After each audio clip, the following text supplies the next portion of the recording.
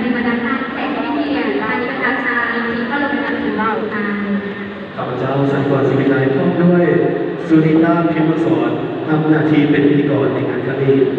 และในโอกาสนี้ขอแสดงความยินดีต้อนรับบรรดาท่านเข้าสู่พิธีเปิดงานวางแสดงผลิตภัณฑ์เหล้าประจำปี 2019 อย่างสุดใจ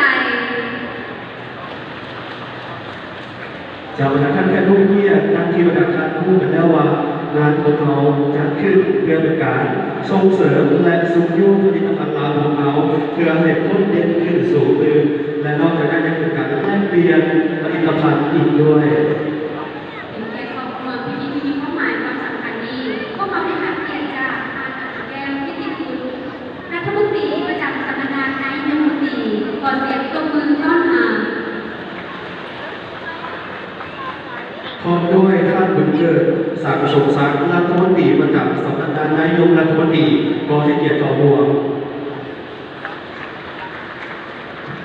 ท่านเจริญเกียรติเผ่าเมืองรัฐมนตรีประจำสำนักงานนายกรัฐมนตรีขอเสียงตบมือต้อนรับ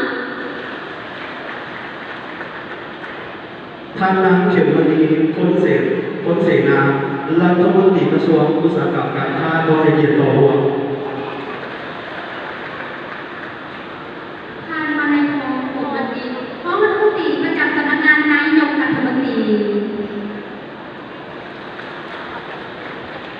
ท่านนางคำจันทร์วงศ์เศรษฐบุตรรองรัฐมนตรีกระทรวงการค้ากระทรวงท่านเสียสวัสดิ์แสวงศึกษาประธานกิจการสภาการค้าและอุตสาหกรรมแห่งชาติลาว